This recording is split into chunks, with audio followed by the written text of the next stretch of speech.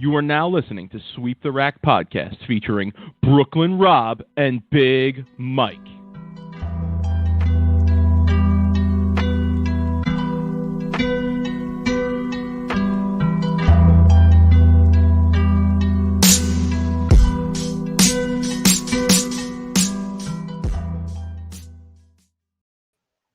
Rob, it's Thanksgiving Eve. What's good, homie? Mike, I'm ready for Thanksgiving, man. I've been working out really hard just so I could eat on Thursday, bro. Like I'm spending an extra half hour banging and clanging those weights, man, so I can eat more. You know, the eating is the workout to me. Yo, I'm training. The eating is the workout. You know, I'm putting training. away that much grub is not easy. You know, it takes hard work. Yo, you have to see me walking into the kitchen Thursday. It's like better when you were a kid running down for Christmas morning, like opening presents, bro. Like this is it. Like, you know, so what's Mike? Let's talk a little turkey here. Let's talk some food. Because I know, look, let me tell you something. I was on the record saying this. If there was one household that I want to be invited to for one holiday, it would be the Big Mike Weinert household during Thanksgiving, all right? I know you got the craft beer rolling. I know you're going to have. So what do you got? A big gathering coming, or you got a small group, or what kind of food we talking? No, we're keeping it ultra small.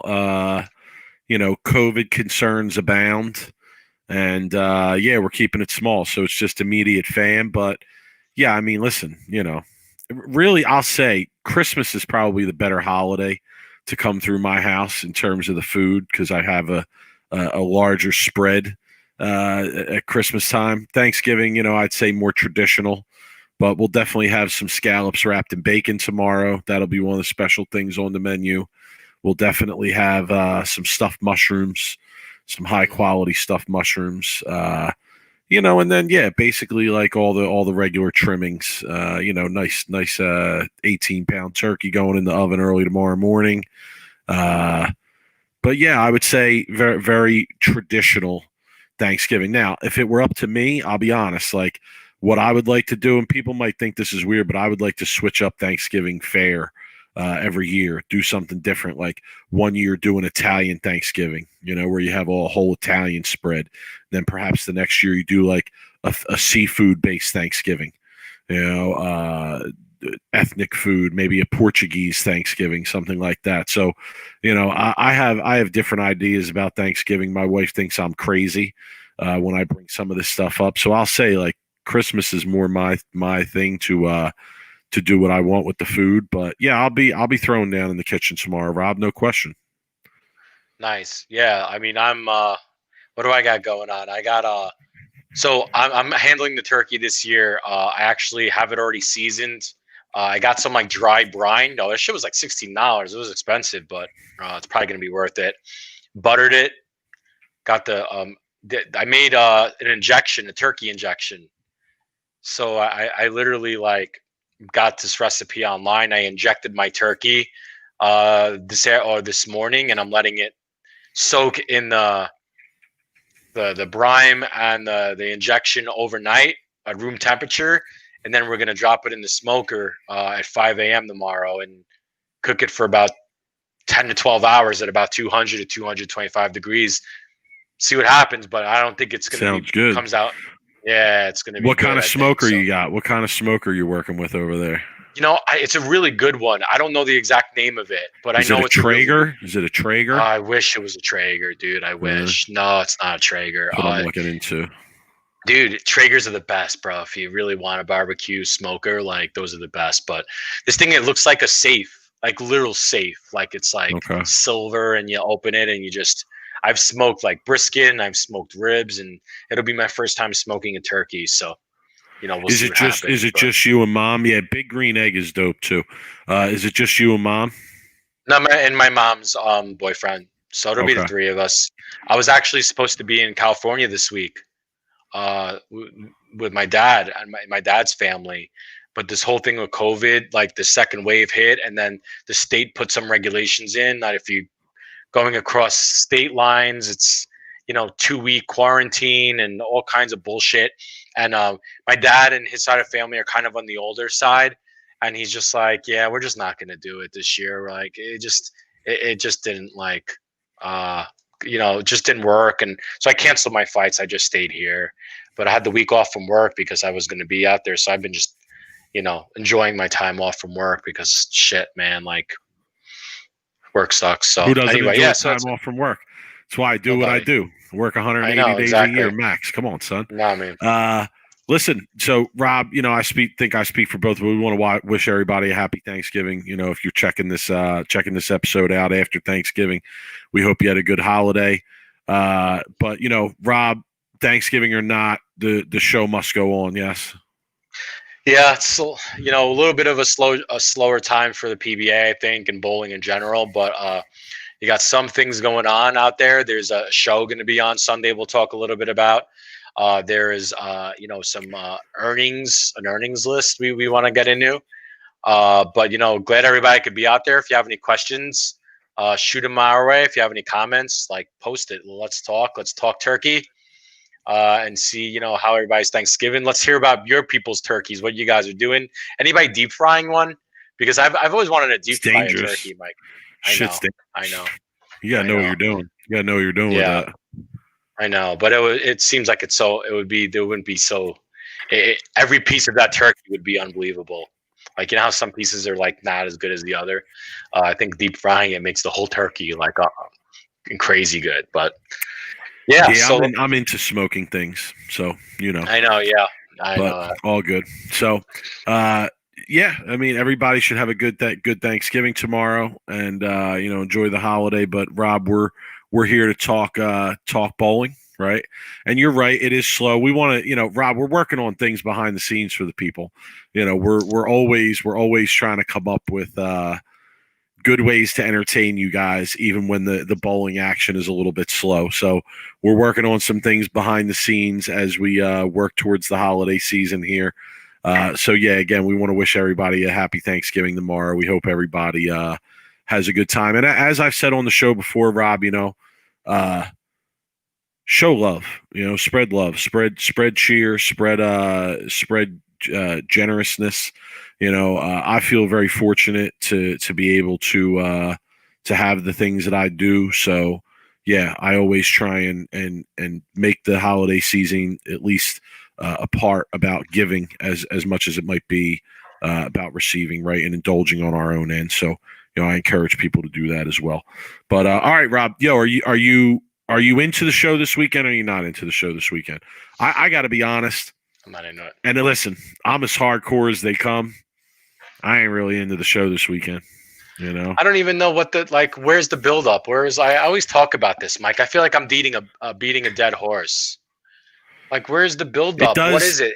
It does seem like we have talked about the same idea a lot when it comes down to the ideas that the PBA leadership has been producing in terms of what they're putting on TV for some of these time slots.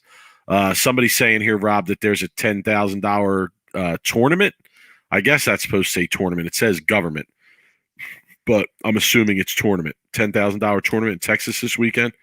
30 pros in it. I'm sure a lot of people will be driving out for that during. Okay. The one thing I am missing Thanksgiving is a super hoinky, Mike. We always talk about that, super hoinky every Thanksgiving was a great big mega buck. But real quick, let me go down this pro list of the people that are going to be on the show. Where's that at? Where's that at Chayton? I'm sorry if I mispronounced your name, but Chayton, where's that tournament at? Let us know. Let us know some of the pros in it too. But yeah, go ahead, Rob. Give us the rundown here.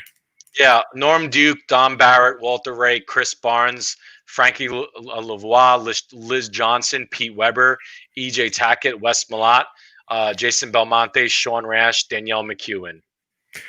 And it's a double show, and it was the two top title winners on each team, I believe. Yes, is how the teams were constructed. Looks that way, yeah, because I think Norm Duke is bowling with Don Barrett. No, it would be Norm Duke and Tommy Jones, wouldn't it? Well, Tommy Jones isn't even bowling. No? I thought it was the two top title winners on each team. Okay, perhaps I was wrong. The 12 All-Star players were selected to represent their teams by having the highest number of PBA and PWBA titles in each team, with an impressive combined total of 248 titles. The players competing in the PBA league in order they will bowl each round as follows. Whatever, Mike. Look, it's good during football Sunday, Mike. It's Sunday at 2:30 p.m. Eastern Standard Time. Football starts at 1 p.m. Eastern Standard Time. So it is going literally head up against the second half of the 1 p.m. football games. So not even the first half, Mike. It's going up against the second half. I really like, why even why even have the show at this point? Like, San Antonio is a good tournament. You know, a lot of people in Texas. But is there anywhere we can watch that? Is that going to be live streamed at all? Does anybody know? The PBA league. Oh, the tournament. I don't know. Yeah, no, I'm just asking in the chat. That's all. Yeah. Let us know. PBA league. Mrs. Beef Stew, what's good, Mrs. Beef Stew? Have a good Thanksgiving tomorrow down in Texas. Tell Stu we said what's up. It's actually airing on Big Fox. Doesn't Big Fox show NFL though, or am I wrong on that? Yeah, so how is that on Big? That's weird. Is that wrong? Huh? Or is it Fox Sports? Because it says Fox on the PBA website. Like it doesn't say FS1. Maybe someone in the chat will let us know. Lucas, what is it? Is it Fox or FS1? Is it Fox or FS1? Because Fox usually shows. Fox is going to have football on Sunday. It says Sunday, November 29th on Fox. The PBA, the Dream Team's done it again, Mike, on the PBA website. Oh, man. Anyway, so I'm not really excited about this event. I don't even know what it is. I don't even know what the buildup is. Cool. Bowl TV's hit. I wonder if you got to pay for that. I don't know. You guys better approve. Anyway, so we're getting a lot of comments here. I'm trying to bring this one up. It's on Bowl Stream TV. Bowl Stream TV on YouTube. Okay. All right. So if people in the chat want to check out that tournament this weekend, sounds like it's going to be some good competition. Did we see what it is? Matter. Let's see. It airs at 2:30 p.m. or 4:30 p.m. depending on the NFL game in each market, and it's on Fox. Huh. How's that That's possible? strange. So there's no afternoon game. I don't know. Listen, here's the bottom line. The PBA and Fox, they've done a shitty job over the last 6 months of promoting the PBA in general or the shows in general. They say they're going to be on at a certain time, and then they're pushed back because there's something else that's on that ran long, or they promote them in terms of the wrong dates or the wrong times, etc. Listen, I said it before. If I'm not on top of it and it's not easy for me to find or know what's going on, I kind of feel like the average fan is probably lost. But I'll be honest, I'm not really looking forward to the show this weekend. Rob, we've said it before. I agree with you. I feel like it's beating a dead horse to a certain point. Like, they need to do a better job of putting together some of these events that they're going to use to fill these time slots. If this is the way things are going to be, as long as COVID is a major part of what's going on, and eventually this is going to clear up and things will resume, right? Go back to normal, et cetera. But if this is the way things are going to be, even for let's say the next 6 months, and they're going to put some more product on TV in that next 6 months, the PBA leadership really needs to do a better job of coming up with ideas of how to fill those time slots. This stuff is like, let's always do something different. How about sticking to the basics? Okay. How about doing something a little bit simpler? How about giving a little more thought to the players that we're going to select or how we're going to select those players? In this instance, Rob, like, listen, no disrespect to some of the people on this show, but you could have chosen a much better show, right? If you didn't go by, top title winner on each team. Yeah, you could have chosen a much better show, much better product to put out here. So, think about the money. I'll be watching football regardless, even if there's not a 4:30 game on Fox. I'll still be watching football because there's going to be football on CBS or there's going to be football on Red Zone. Going up against NFL football is a bad idea. Period. That's it. It's unarguable. Nobody wants to go up against NFL football. Take a look scroll through the guide on TV when you're watching football and look at what else is on. Some channels run like nonsense because they know they're not going to get any viewers with football. Okay, so Mike, I'm going to name a few pros here. Now tell me what's missing, right, from the show on Sunday. Bill O'Neill, Anthony Simonson, Chris Prather, Kyle Troop. What are those players have that? Those are all some of the top players from the last year. Five of the 7 top money earners of the 2020, which they just posted, which we'll talk about, right? But so what does look? No disrespect to a Walter Ray Williams, right, or a Frankie Lavoie, right? But like, or a Pete Weber, or Norm Duke. Let's put shows on where we're going to promote the young, up and coming stars of the PBA, or established stars, guys you're going to regularly see on TV. Let's be honest. Some of the people on this show that's going to air on Sunday, they might never be on TV again. This might be unless it's the team event or something of that nature, they might never be on TV again. So, we could also get into like Liz Johnson, Danielle McEwen, right? Like, the PWBA should be putting their own pros on their own shows, right? This is a good time for the PBA to try to do something where they could, give their young people some promotions, like. But is that true, Shep? I mean, is that true? Right, highest name value guys with Norm, Walter Ray, and PDW. I don't know, Shep. I think that's like the old way of looking at things, to be honest with you. And I think if you're talking about high value name guys, you're talking about Belmonte, Kyle Troop, Simonson, Bill O'Neill. I think these are Sean Rash. These are some of the higher value name guys that the sport has right now.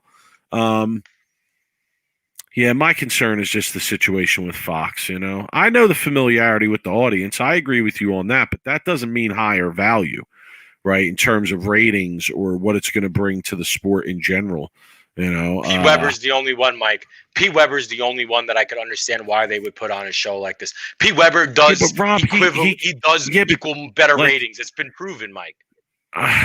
It's proven that Pete Weber brings in better ratings. And I know Lucas could at least but you know what? Like, we sit here and we talk about demographics a lot and we talk about sponsorships a lot, and like people say, oh, well, the demographics, sway older. Well, how does this help? Right? How does it help putting the older guys on that the older people are going to tune in to watch? It doesn't. But you could throw a Pete Weber in there and then put your 6 or top 10 money earners. That's how they should have picked the people to be on this show. Is they should have picked the top 12 money earners. Really, like they should have just said, okay, if you're in the top 12 of your money earnings, you made the show, and then you have you called an all-star money earnings. Show, and then you say, okay, who's going to be the man of the top 12 money earners? For them just picking by titles, dude, someone like Bill, right, who's right now probably the hottest player other than Belmonte, is not even on this show because he bowled with Norm Duke, right? And that, so what now? Does that mean that is there what's the money involved in this too, Mike? Has there been any talk of what the show, is there money being won here? Are they getting trophies? What are they getting? Silver medal, gold medals? What are they bowling for, Mike? What? How it's an exhibition, right? But they have to be bowling for something, no? Am I off here? I read this whole article. They didn't say that where the money, what was first place 10,000? Was it 20,000?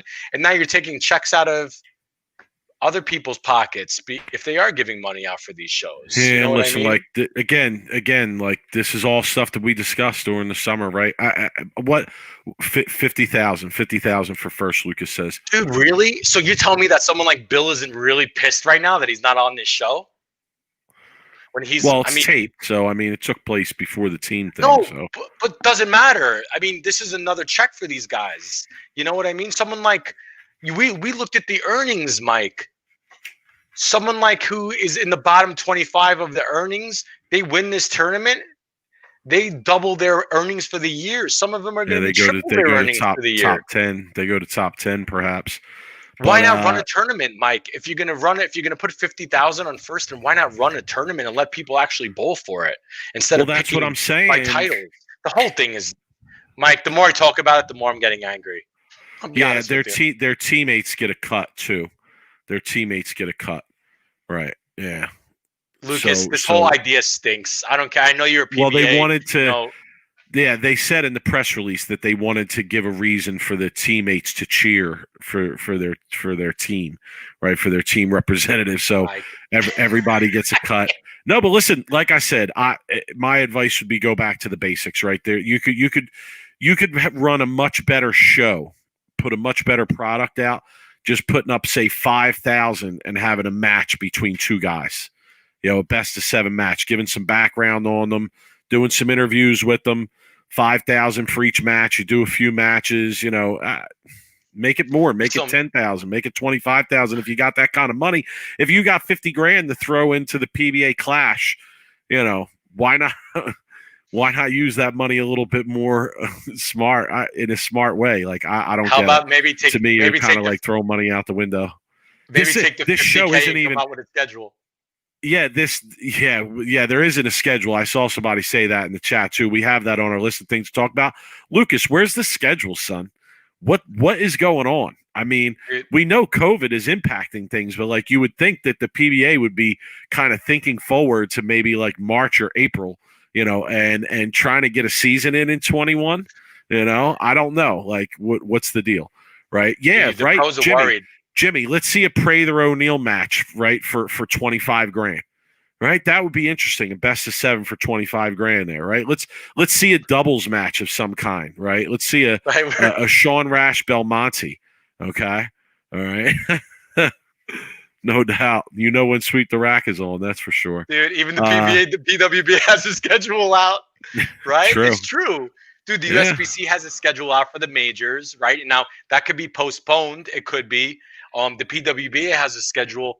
Mike, I have inside sources, okay? I do. I have friends that bowl on the PBA Tour. They're worried. I've spoken to a few of them that are big names, and this is not Bill. This is other pros, right? They're worried, Mike. They're worried. This is their living. This is 2021. This is them putting food on their children's tables, Mike. This is supporting their families. And could you imagine if you were working right now and your work was just like, hey, like you'll find out when you find out if you have a job at the end of the year. I mean, really, right, dude. Surprising to me too. Surprising to me too. So we're like at least put out some tentative, right? You're right though. Like let's just say, okay, we're starting a tour in March. Here's our first swing, right? This is the Masters, the US Open, and then our stops will be here, and then if we have to work back in February. Right, or we're going to reserve this place, whatever the place is, wherever it is, and we're going to run tournaments here for the players that are cleared, etc. COVID, whatever it is. I'm just surprised that there hasn't been anything out there. So you guys mentioned in the chat, we had it on our list of things to talk about. So there it is. All right, Rob, can we get it? We got to entertain the people here a little bit. We're bullshitting too much. We got to entertain the people. Let's do our worst of the week. Can we do our worst of the week? All right. Sure. Yeah. You want me to go first here? Yeah, you go first because I got to pull up. I got a good one. I got the best worst of the week. So new skit, if you're not familiar with it, Rob and I scour Facebook, particularly the USBC Bowlers Discussion Forum, and we each pick what we feel was the worst post of the week. Okay, and we highlight that worst post here and flame the person who put that post up. So this post is by a one Thomas Barish. Okay, Thomas Barish, if you're out there, shout to you, my man, because you won the worst of the week in my eyes. Let me read you all this post, okay? Here's what he says. This is a long one. You're going to have to bear with me, folks. Sorry. Let me just say this. My measly 220-plus average would be 240 in places like Pennsylvania and Ohio. Memphis just don't care about lane patterns, consistency, or bowlers' enjoyment at all. I'm really, really tired of these strong balls when you can't throw them or maximize their potential, but in other states they can. Memphis just uses short patterns with low volumes. I'm 60 now, and just want to have fun with what I do best. Medium speed with medium rev rate. It actually says re-rate, but it's rev rate. Keeping the ball in front of me. I'm tired of having a good night of 720 while my friends in other parts of the country shoot 780 every other week. How is this fair, USBC? I mean, where do I even start with this? Where do I even start? Oh my! I mean, this message board. Okay, it is, John. It's a dumpster fire. You're right, my man. That is the phrase for it. First of all, the guy's he averages 220 plus. Okay, it was 220 plus. The plus is Mike. The plus is a big plus. Mike. 220 plus, right? It's probably plus. 227. Okay, plus 220 plus. He's claiming he'd average 240 in these other states because Memphis, they just want to put out short patterns. I mean, like those short patterns. He averages 220. They're bowling on short patterns, but he averages 220. Patterns are tough. Come on, my man. He can't use his strong balls. All right, he can't use his strong balls. All right. Nope. He complains about that. He complains that he just wants to have fun and do what he does best, which is medium speed, medium re-rate. Medium re-rate. I mean, whatever the hell that means. Keeping the ball in front of him. And he's tired. Rob, my man is tired of shooting 720s because he sees people in other states shooting 780s every other week. And where's the USBC to do anything about this? Dude, I mean, this is an injustice to my man Thomas Barish from Memphis here. Chad, where are you, Chad Murphy? Chad, come on, man. Thomas Barish. I mean, he just wants to have fun and keep the ball in front. Does somebody know this guy?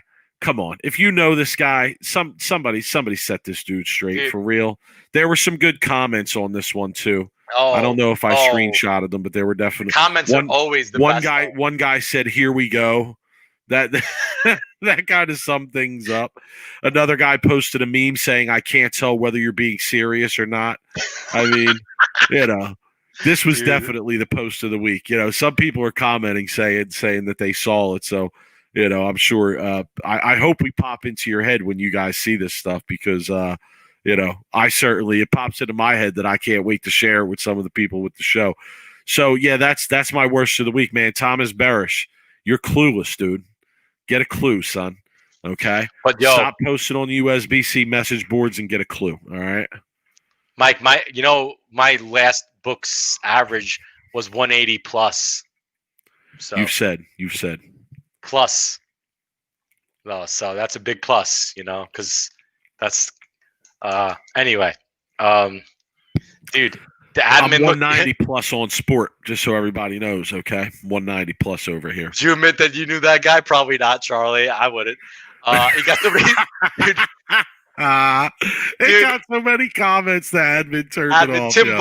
Tim Buck doesn't mess around, yo. Tim Buck doesn't mess around. He's not playing games, son. My comment, and I'm not going to go too long with this because it's just been a nonstop vicious cycle on the message boards. But it's so bad. It's so bad when somebody posts about this topic you're going to bring up. Like Tim Buck just shuts them down. Like it's deleted. It doesn't even remain there for long. So, but in his defense, he's a new member. So we got, it was his first. I know. We need to reach out to Tim Buck. Please. I know somebody that knows him. Get him on this show. I know. We want to have him on so bad. He's at the top of my list. I swear. Yep. Oh my goodness. But he shared his first post, and he was a new member, and he had one of those hands next to his post. So in his defense, he didn't know that it was anyway. He didn't know he was walking into the jungle. Didn't know the buzzsaw was going to hit him. But anyway, he posted the fact that the USBC abolished balance holes is ridiculous. 2 exclamation points, Mike. No, 3 exclamation points. Ridiculous, Mike. They abolished the weight holes. Whether or not you have a balance hole means nothing.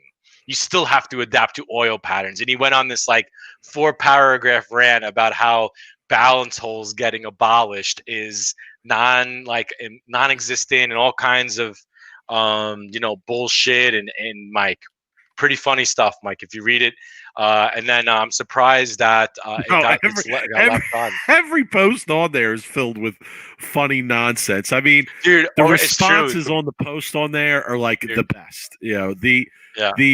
over under on balance whole post a week is like at least 4. Okay, Dude, I'd it's say so like true, 3.5. Dude, I love that shit, man. Anyway, so that was my worst of the week, Mike. I feel like I need to upload a dumpster fire like audio clip or train wreck or something so that when we do the worst of the USBC week, we could play True. that. But anyway, so There's a lot to choose from on there. there I'll is. say that. Oh, it's There's a gold. lot to choose from. It's So. gold, Mike. It's gold. All All right, right, Rob. Let's talk about the money list, shall we? let's talk about the rich getting richer and the poor getting poorer on the PBA tour. Because that's pretty much what it feels like it is. So let me share my screen here and see if I can zoom in here a little bit for the people. Let me see here if I could. All right, so that works. So let's start with the top 10. What do you think? I mean, listen, I think that if you are in the top 10, you're doing okay. You know, you're doing more than okay. Well, not really. Not more than honestly, okay, come on, like really? Top 5. Do you look at 70 or 80,000 as doing without well? I mean, depends. It depends if you have a family, you're single. You gotta you have to consider the expenses here. You got to consider the expenses of what it costs to make that money, right? It's not the same as you and I with just a short commute to work or some money for lunch or something. I mean, you're talking major expenses. Rob, some of the players we've talked to have said $1,000 plus per week, you know, $1,000 plus per week. So if you're on tour, let's say for 15 weeks this year, that's 15 grand you're subtracting from these numbers. So you subtract the 15. But wouldn't you say, isn't it fair to say you would think the top 10 or top 15 players are on salary or full-time contract? Sure. So I would say add an average of probably 40. Okay. Average. I'm saying average to most of the players that have a deal, right? Yeah. Before that. So yeah, it's going to balance out, right? And I think that they're in the long run, they're probably above this number that we see here with their ball deal, et cetera. They're probably above this number, even including expenses. Taxes have to come out of that, right? Obviously, on the whole figure. Okay. But I'm sure that these guys are writing a lot off too. They have a lot of expenses. So I don't know, Rob. I mean, to me, I would have to say like, top 10 is okay. You're doing okay, but you're doing a lot better if you're 7th or up. I mean, I notice a huge gap there, right? If you take a look at 7th to 8th, that's a wide gap right there, 7th to 8th. I mean, wouldn't you think that a lot of the this year was for a lot of the made for TV events that were being held, and some of the money that was only open for certain bowlers for shows? And I mean, I don't want to get into specific tournaments, but there weren't a lot of great opportunities for guys that were in like the top, like the low half of the playing field to make some money. And there was some big tournaments that paid like big money, and then there weren't a lot of I don't know. I'm just all it kind of sticks out to me is, you're right though, how like almost like the rich get richer, and Belmont must make it. Yeah, well, he just signed a deal, but they didn't. I mean, Keith, honestly, I feel like that's the best kept secret in bowling. Oh, the salaries of the contracts. I really do. Especially his contract. And the reason I say that, Keith, and shout to Keith, former JBT bowler, Rob, somebody we know from back in the day. But he could play, man. Poppity was a player. Yeah, he throw good, smooth, dude, right? Smooth for sure. Great bowler, man. Keith, man, good to hear from you, man. Hope all Delaware, right? Repping Delaware, I believe. You know, dude, man, one of my least favorite states. But yeah, so listen, when we were younger. The reason that I say it's a secret, especially with him, is because I think if everyone knew what he was making, it might kind of change the paradigm of what guys expect to make. So I don't know. Okay, so let's talk. Look, because the top 5, that's where you want to be, but this is top 5 in like the world, Mike. Like this is like you're the best, right? Like you are the best in a sport, and if you're in 10th, you're making 70,000. You're the 10th best bowler in the world, Mike, and you're making 70,000. Okay, we could get into all kinds of conversations about how that's shitty and lousy, and I think we could pull up the PGA earnings and compare it to the bowling earnings, and kind of just not be happy about it. But I kind of want to get into like some of the lower half numbers here. Yeah, I mean, Rob, can we take a look at like 35th? Can you go down to 35th for a moment? Right. So you go to 35th and you look at Oscar Palermo, right? You just went by it there. 20,000, right? How much money does it cost traveling? He's coming over from Europe a few times a year, and 20,000 is what you're making back. I mean, man, that's rough. That's rough in my eyes. Rob, we saw Josh Blanchard retire, right? We saw him take another opportunity, right? 21,000. I mean, no, but in all seriousness, tell me that doesn't put it into perspective. Dude. Rob, this is a guy with kids. He has a family, right? 21,000. I mean, and he's good. Took a loss. He's good. Took a loss is what you did. Well, yeah, pretty. I mean, that's Okay, you took a loss. If you're traveling as much as you're traveling, unless you're getting paid, over 65, 70,000 for the bowling ball company, most likely you took a loss if you only earned 20,000. And yeah, there's someone in the chat room who said that there are a lot of people have outside living, right? So like they make their livings on pro shops and probably you could do a lot of things if you're able to work remote. You have to, unless you live at home. Unless you live at home and you don't have any bills and you don't have a family, you don't have kids, Rob, AJ Johnson. Did AJ Johnson have a good year this year? Because I thought he did. To me, he had a good year this year, right? Yeah, 40,000. When I think back about this past season, younger guys, and I think, okay, you say AJ Johnson. I think, okay, he had a good year this year. He made some shows. He broke through a little bit. Rob, he made 40 grand. I know. He made 40 grand. That's tough. That's a tough year. So like that's a good year, for a younger player. That's a problem. Nick Pate, Rob. Nick Pate, another one. Good year. Made a couple shows. I think made a major show, didn't he? Did he make a major show? I think he made a major show as well. 40 grand. I mean, listen, it's not the end of the world, but it's certainly not the kind of money that you're looking at and saying, don't talk to me about other options. You're going to talk about surprise of the year, though. Well, you want to talk about surprises on this list? We could do that. Absolutely. We could do that. Yeah. Go ahead. You want to give one first? Yeah, Buttriff is my surprise. He was running. He almost won Bowl of the Year last year. And look, like I know Jacob. He's a great kid, and I know he had a lot of outside distractions, and I kind of feel like maybe he put a little bit of too much pressure on himself this year, like to kind of have a repeat of the year he had before. But yeah, I mean that's a surprise, right? I mean, I would if going into this year, I would have put Buttriff into the top 5, maybe top like 10, like lowest, right? So 16th, is a little bit lower than I thought he'd finish. So that would be, I guess, my surprise. Big difference in earnings, though, Rob. Like from where he was previously, inside that top 5 to being in 16th position.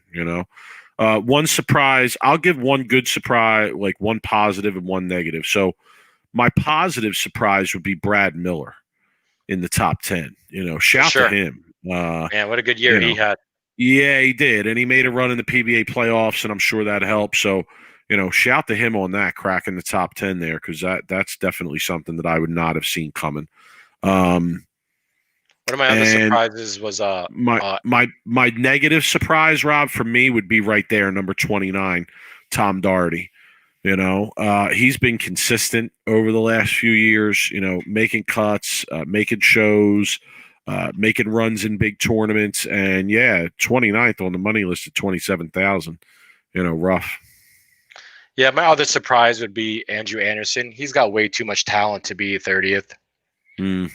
He, previous player of the year, just been struggling since he won that player of the year award. And I know he was injured, I think, a little bit, dealing with some injuries, I'm pretty sure. And he's got too much talent, and he's way too good of a bowler to be 30th on this list. So yeah, I don't know, Andrew. Is Smallwood surprising at 12 in a good way? I don't know. I mean, to me, he's always quietly. He's always hanging around. He's always quietly. I don't find that so surprising. Shep is saying that Kyle Sherman took a pretty big drop too. Yeah, I can see that. Thankfully, they have that YouTube channel. Hopefully that's paying some money. YouTube money. Maybe they're spending too much time on the YouTube channel and actually bowling and practicing. I guess I don't know. Man, like you go down to the bottom of that list, Rob, and wait, let's talk 50th, right? Okay, like I don't think Rhino was full time or whatever, but it's not even has nothing to do with Rhino. Dude, you're 50th best bowler in the world and you made $10,000 like in earnings. I mean, that's pretty bad. I mean, 50th, Mike. You're the 50th best in the world. He barely bowled. I'll look at somebody like a Jason Sterner. I mean, who bowled basically the whole tour, and cash for 11,000. I mean, now you want to talk about a loss? That's a loss. Some people in the chat here, Charlie is saying, 40K is probably like a break even point almost. It seems a little bit high to me. But I could understand that, with travel expenses and entry fees and things of that nature, costs to drill balls, costs for meals. We've talked about it a lot on here before. But Rob, listen, here's the bottom line. This needs to get better. If this doesn't get better soon, you're not gonna. These guys at the bottom of this list are not going to be able to sustain competing on tour. If this doesn't change, you're going to be looking at possibly like a 20-person tour. You go to 20th and you see 40,000, and if people in the chat are saying 40,000 is the break even point, maybe you're making a few bucks and putting a few bucks in your pocket there. To me, that's the direction that it's going to trend in. How many people can afford to go out there and do that when they're only making 10 or 11 or 12 or 15 grand a year? That ain't going to survive for long. Yeah, they have to figure out a way to get income coming in outside of it, and then just pay your dues until you're a top 5 or top 10. Look, here's the thing: is if you're a professional bowler, you're not in it for the money. Okay, you're not doing it for the money. Yeah, but you are though.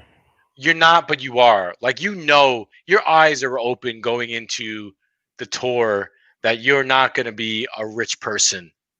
You're not okay. But with that said, right? If you don't win, you're not gonna be a rich person. But you have to be able to sustain yourself too. Of course. And Keith makes another good point. About the talent level between 10th and 50th. Right? We sit here and we know that the guys on the bottom of that list can win any week they go out there. Right? We know they have that kind of talent. But the earnings make it seem like they can't even compete. Because it's really a case of the haves and the have-nots. Like if you're winning, it's great.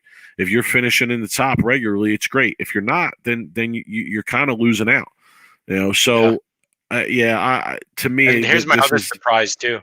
I hate to call you out, Stu, but dude, that's not a good year, man. Like Stu's too good of a bowler to finish 37th place and make 19,000. And I know he bowls. He knows it. Everything. He's talked about it. He's talked about it on his own show. I mean, look, you got to call a spade a spade. It's a disappointing year. Stu's too good, man, to be in 37. Stu should be in the top 15. All these guys are good, right? None of us are sitting here saying, "Oh, if you're at the bottom of this list, you suck." So let's play a game. The guys at the bottom of this list are some of the best bowlers in the world. You know. So let's play a game here.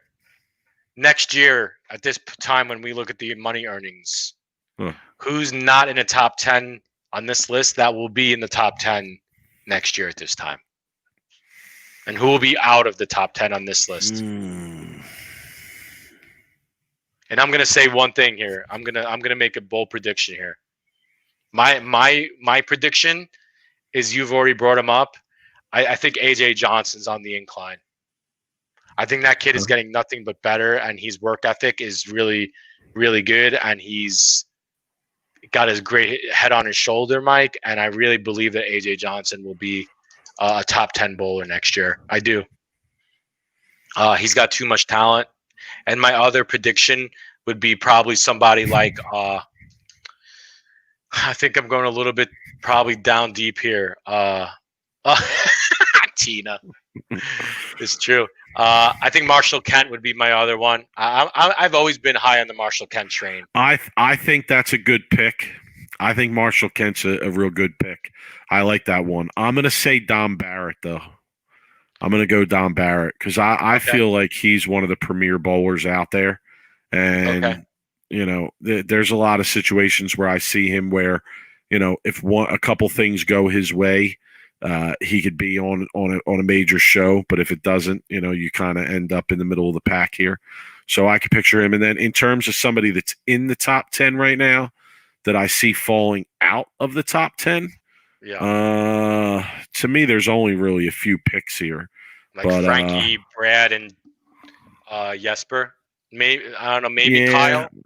Yeah, I don't even know if I'd put Kyle in that group. You know, so let me ask I'm gonna say Jesper. I'm gonna say Jesper. When he has it, he wins. So my prediction out of the top 10 would be Frankie. I think Frankie was my prediction not to be in the top 10. Let's talk, Jeff. Comeback player of the year. Ernest, what's up, man? Honestly, we're not sure on the exact number because this year was a little bit shorter, but I think it was around 20. Mike, who's comeback player of the year? What, this year? No, for next year. For next year. So we got to go to the bottom of the list here, huh? My predict AJ Chapman. I've been high on AJ Chapman since he's went pro. The kid throws the ball really good, and he's young. And I'm looking for young, like Mike, I kind of think of it like fantasy football when I'm drafting. Like I want to draft like second to third year players that are just coming into their own, right? You know, guys that are right on the bubble of being elite players, right? Right on that like cusp, you would say. I think AJ Chapman is just kind of knocking on that door right now, even though like he's only made a few shows. I just think he's too good. He throws the ball way too good. That would be my prediction. And maybe Nick Pate, I think, would be my other one. Yeah, I don't think Nick Pate can be comeback, though, because he's kind of younger and been on the rise. But true. Okay. I agree with Andrew. I think this is an easy pick, and I think it's Stu Williams. You know, I just think he knows what he needs to figure out. Yeah, so his swing's loose because he's got a sugar mama, but he knows what he needs to figure out. You know, if Tina, how do I get a sugar mama? Tina, come on, hook a brother up with a sugar mama. You know, hey, I'll move to Phoenix if you can get me a sugar mama. I love the bowl all day and just chill. You know, like. So yeah, I'll look for Stu to have a comeback next year. You know, I think he knows what he needs to work on and knows what was why he wasn't bowling so well this year. So, you know, I wouldn't be surprised to see that happen next year. She's putting my Brooklyn accent down. Come on, Brooklyn accent's way better than an English accent. We all know that. That's not even a question. We don't even want to go on that road because we all know East Coast accents are the best accents. Don't at me. All right, Mike. So I think, are we done with the earnings list here, or is there anybody else or any points? We are. Let's be done with the earnings list. Look at Danielle getting in into the men's earnings. Good for her. Yeah, you know, double dipping. Let's be done with the earnings, and let's hope that this list continues to improve as things move forward. Yes. Yeah. Let's hopefully we see. I would like to see at least, 50th be at like 50,000. I think that would be fair, right? Like True. 50th player in the world make 50,000, and then everything be up from there. And see someone like a Belmo or a I'd Bill like to. making the 750,000 area, like eventually, Yeah, right? that would be nice. That would be nice. You know, I think 100 grand at the bottom of that list would be better. I think that's dreaming, though, to be honest. But 50 yeah, it grand, is. 50 grand would be a Hopefully, maybe nice 5 start. years from now, 5-10 True. years from now. All right, Rob, it's Thanksgiving Eve, and it's a tradition around here on Sweep the Rack that when Thanksgiving comes around, we got to do a flat 10 list for the things that we're thankful for. Yeah, so that's what we have for the people tonight. Rob, you want to start or should I start? Sure, now you start, Mike. I feel like we're not competing on this one. The first, and obviously, listen, we're here to have fun. We're joking around. We're thankful for our families and our jobs and our health, health and all that, right? So, we don't take all these things for granted. We want to say that and preface our kidding around. But it would be a really boring list, Mike, if I thanked, if I was thankful for my Wi-Fi connection and my iPhone. Yeah, my job. Right? No, I hear you. All right, so the first thing that I'm thankful for on Sweep the Rack at this Thanksgiving time this year, Rob, is I'm thankful for our guy Jeff Rickles because he's always there to correct us and tell us when we're wrong. Tweet at us the morning after a show, tell us some inane detail we got wrong or something. So we like Jeff. He's a friend of the show. He's been on Jeff's here. A great guy. But I'm thankful for Jeff Rickles because he's always there to correct you, and anyone else in the bowling community who thinks that they know what they're talking about. Well, who is the guy on PTI that would correct them after the episode? Tony Reale. Dude, he's the Tony Reale of Sweep the Rack. True. So we could have him on. What am I thankful for, Mike? I'm thankful for the gift that keeps on giving every year, the USBC message boards, Mike. I'm very thankful every day for entertaining me during a very boring COVID life, of being home a lot and not doing a lot of traveling. So please, people, keep posting your posts and keep giving me good entertainment because I love it. Very true. Okay. I want to say in this Thanksgiving season that I'm thankful for Barstool Carl. Oh God, here we go. I know we got off to a bad start. I know we got off to a rough start, him and I. And our relationship didn't get off to the best of starts. And people were saying that I was giving Big Mike's Everywhere a bad name and all this other nonsense. But I want to make sure I'm thankful for Barstool Carl. I'm thankful that that bowling has a pseudo celebrity who we can all chase after and ride on the coattails of every tweet he sends out about bowling. And even though he ignores what the hell's going on 80% of the time. So shout to you, Carl. Thank you, buddy. We appreciate you. Okay. That's hilarious. I'm thankful for this new way of living in a COVID-19 life. I'm thankful for this. Mike, I'm thankful for social distancing because I don't really like people too much. And there's nothing better than going to the bowling alley these days when it is open, right? Which I know a lot of bowling alleys are closing, and not having people on the next lanes over. I was thankful for when I actually did fly that I didn't have anybody sitting in the middle. I'm very thankful for the fact that I don't get crammed into these situations anymore where people are breathing on my neck. You're thankful for open practice. Thankful for the space to practice. I'm thankful for the space to practice. I understand. I second that. Rob, oldie but goodie, always got to remind, just like the USBC message boards for you, one of the things I'm always thankful for is that there's so many ball releases. I'm thankful for these bowling ball companies that every week put out new bowling balls and more new bowling balls and more new bowling balls. It's probably the single thing that I agree with Zombie Belmo on, that there's too many bowling balls released.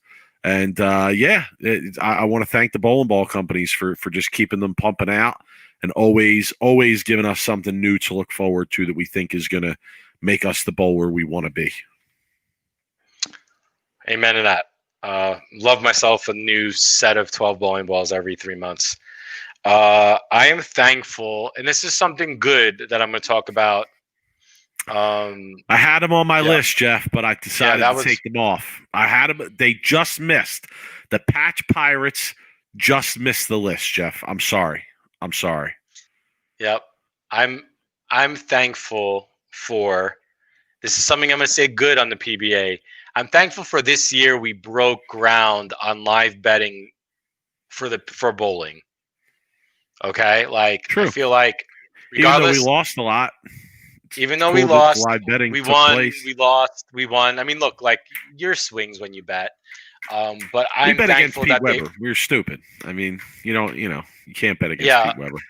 No, but I'm thankful that they were able to break ground on it, and maybe it's something where they could actually, refine and build upon it. So I think that's something that's good. DraftKings, FanDuel, DraftKings, get away from Fox Bet, please. Please find another way to get it done.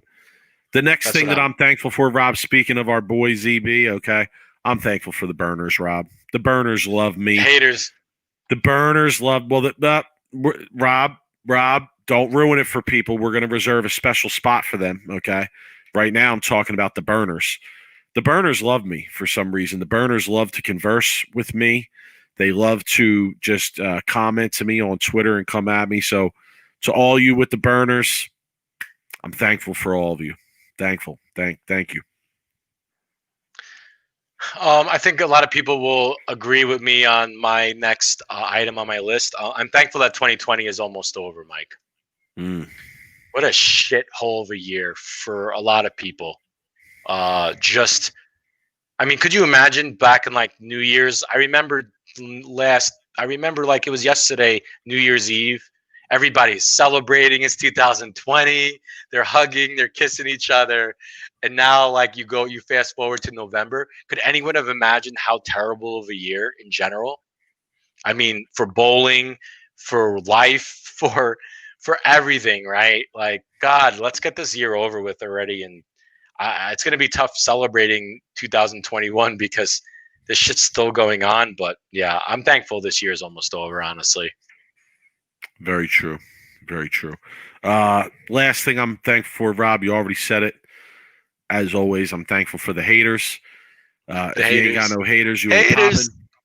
If you ain't got haters, you ain't doing things right. So, appreciate you guys out there. You'll never understand how warm it makes my heart that people hate what we do here so much, Rob. So, appreciate you guys. You keep hating. We'll keep doing our thing. We both have roles in this. My last thing that I'm thankful for, and this is a little bit of a serious thankful, man. I'm thankful for our fans and the people that join us every week, honestly.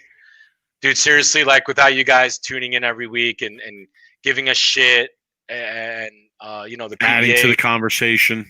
The pros, letting right? us know we're out of line. Letting us know we're out of line.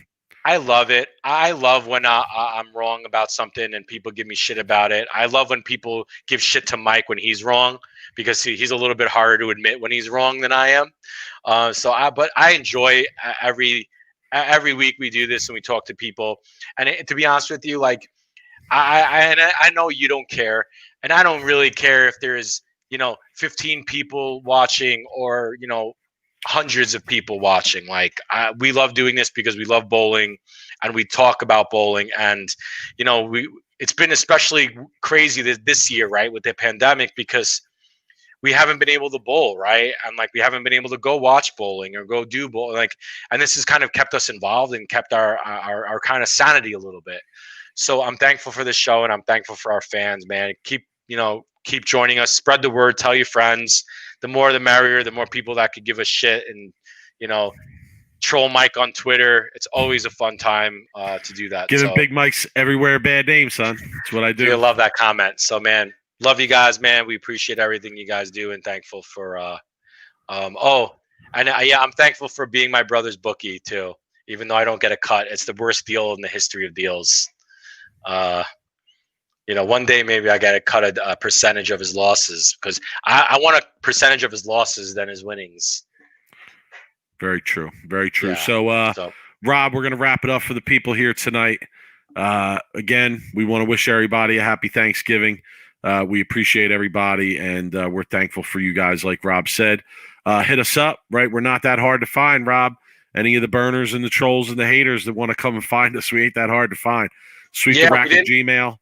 And I just thought about this, Mike. We didn't get a chance to talk about an email we received, but I know. It's a good one. We ran short on time. We've been getting some good viewer emails. We're gonna be debuting a skit soon where we go over some viewer emails and talk about some things. We got a really good one earlier this week that we didn't get a chance to get to tonight that we had on our list. We ran out of time. But like we said, we appreciate all you guys. Appreciate you always joining us here. We're going to continue to do what we do. And, we'll be here, So, Rob, you have a good Thanksgiving as well. Everybody be safe out there. And I guess we'll see everybody next week, yes? Yeah. Happy Thanksgiving, all. Eat too much. Watch some football.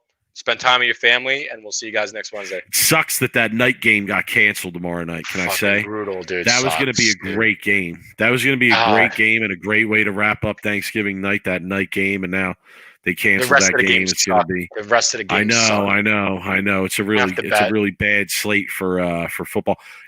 People out there might actually have to talk to their families on Thanksgiving. Unless you're betting like me, and then it's like a depressing thing. Like, who actually wants to talk to their family on Thanksgiving? Right? Yeah, no, that's why you have your phone. You just play Clash Royale and just zone it out. All right, be safe, folks. We'll talk to you next week. Guys. Take it easy. Guys.